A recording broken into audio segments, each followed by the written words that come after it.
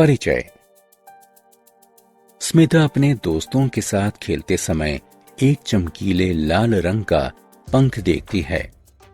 वो उसे उठा लेती है और अपनी जेब में रख लेती है। कुछ देर बाद वो एक सुंदर नीले रंग के कंचे को जमीन पर पड़ा हुआ देखती है। वो उसे भी उठा लेती है और अपनी दूसरी जेब में रख लेती है। वो महसूस करती है कि कंचा पंख से अधिक भारी है। बच्चों, इस अध्याय में आप भार के बारे में और अधिक जानेंगे। आओ सीखें। अधिक तथा कम भार वाली वस्तुओं को बताना। दो वस्तुओं के भारों में तुलना करने के लिए तराजू का प्रयोग करना। भार को समझना। आओ हम एक उदाहरण की सहायता से भार की परिकल्पना को समझते हैं। एक पंख को उठाते हैं। क्या इसे उठाना आसान कार्य नहीं है? हाँ, ये आसान है क्योंकि पंख हल्का होता है। अब एक ईंट को उठाते हैं। क्या आपको ये कार्य कठिन लग रहा है? जी हाँ, ऐसा इसीलिए है क्योंकि ईंट भारी होती है। भारों की तुलना करना। एक भारी वस्तु एक हल्की वस्तु की तुलना में अधिक भारी होती है। आओ हम इसे एक उदाहरण की सहायता से समझते हैं।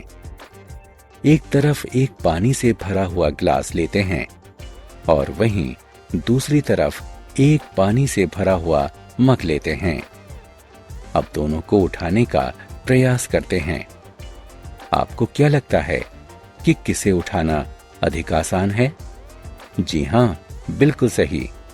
पानी से भरा हुआ गिलास ही उठाना अधिक आसान है क्योंकि ये पानी से भरे मग से अधिक हल्का है।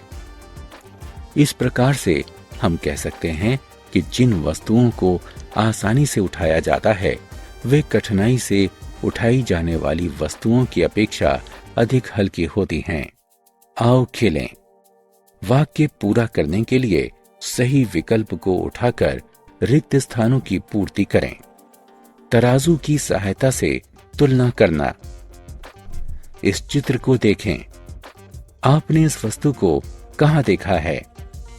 जी हां, दुकान में। ये तराजू कहलाता है। ये भार मापने के लिए प्रयोग किया जाता है।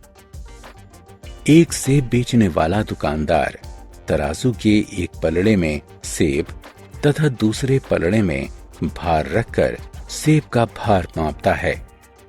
तराजू का प्रयोग भारों की तुलना करने में भी किया जाता है। आओ देखते हैं कि कैसे। तराजू के एक पलड़े में खीरा तथा दूसरे पलड़े में तरबूज रखते हैं। तरबूज वाला पलड़ा नीचे झुक जाता है। इसका अर्थ है कि तरबूज खीरे से अधिक भारी है। हमने क्या चर्चा की? कुछ वस्तुएं भारी होती हैं जबकि कुछ अन्य वस्तुएं हल्की होती हैं। हल्की वस्तुएं भारी वस्तुओं की तुलना में अधिक आसानी से उठाई जाती हैं। हम दो वस्तुओं के भारों की तुलना करने के लिए तराजू का प्रयोग कर सकते हैं।